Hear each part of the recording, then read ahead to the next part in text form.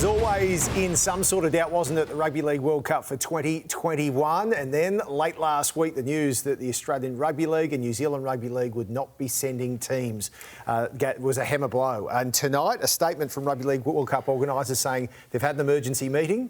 They'll be having more meetings later this week to decide on which direction they will be taking. Is the tournament tenable, though, Gus, after what we've seen unfold? I've got no problem. If they can run a tournament over there and have international competition, local international competition throughout Great Britain, and if other players want to go and play, that's good. You know, it's up in there, and I would hope that at the end of this season we have some sort of test match with New Zealand and maybe Tonga again, Samoa, at the back end of this season to give our players some representation.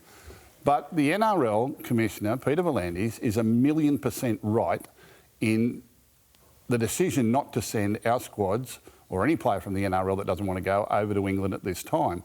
Given what we've been through over the last 2 years, we've just spoke about, you know, where they've been in isolation and bubbles and the existence they've had. We've had Melbourne Storm and Warriors players not go home for the last 2 years. I mean, this has caused, you know, tremendous hardship for those players and a lot of distress for their families. You don't get to see newborn babies and all these types of things.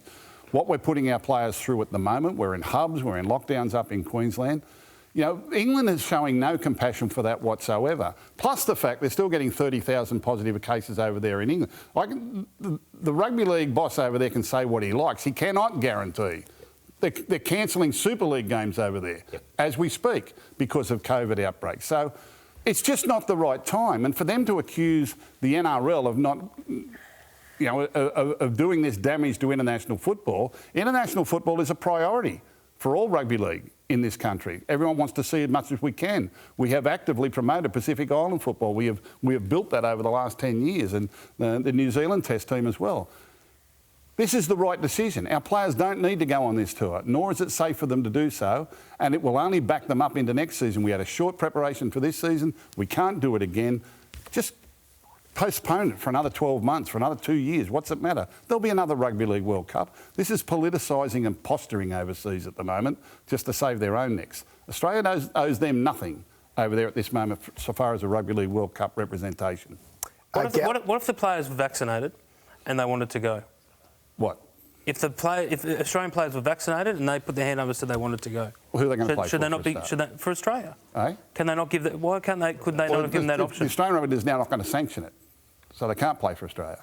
It's as simple as that. It's in their best. But I just don't know why they didn't explore that option first. Why? Would you want to go, Gal? If you go back to 29-year-old If I was a 29-year-old bloke, opportunity to play for Australia, to play for the World Cup, I would want to go. But I'd want to be vaccinated. I want to make sure it's pretty safe. But I would want to go. I'd want to play. I thought that players weren't really asked whether they wanted to go or not. But speaking to Gus, some players were asked. So I don't think that's exactly right, me saying that players weren't asked. But I would want to go without a doubt. But what my question now is, we're talking about sending a Maori team over, an Indigenous team over. A lot of the Australian players are made up of Indigenous Maori players, Tongan, Samoa. So, I mean, if we're going to send all our players anyway, if the players are going to put their hand up and go, why wouldn't we send an Australian team? Well, that's the decision that's the decision we've made. Well, I don't think they should be going. I don't think the players really want to go. You know, they might be saying some that can't travel overseas for holidays now, well, this is a chance to get out of the country, otherwise I wouldn't have that available to me. Maybe that's what they're thinking. I don't know what the individual is thinking. But from a rugby league's perspective, I don't think we should be asking our players to go through this again, given what we've been here for the last 2 years and what it's going to mean in the preparation for next season. Because by the time they come back and quarantine and then they have their 8 weeks break, which they have under the CBA, they don't start training till February. Can you imagine what that's going to look like next season? The injuries and everything that's going to cause next year to the quality of our competition. And a lot of players were interviewed, particularly Pacific Island players and players around, you know, those areas and that as well, who have a different interpretation of vaccination. I think that's something that needs to be clearly spoken about, because as far as I was concerned, no players. But you're not going to get individual players come out and say they wouldn't play for their country because they don't want to risk not being selected next time or whatever it is, or being slammed for it.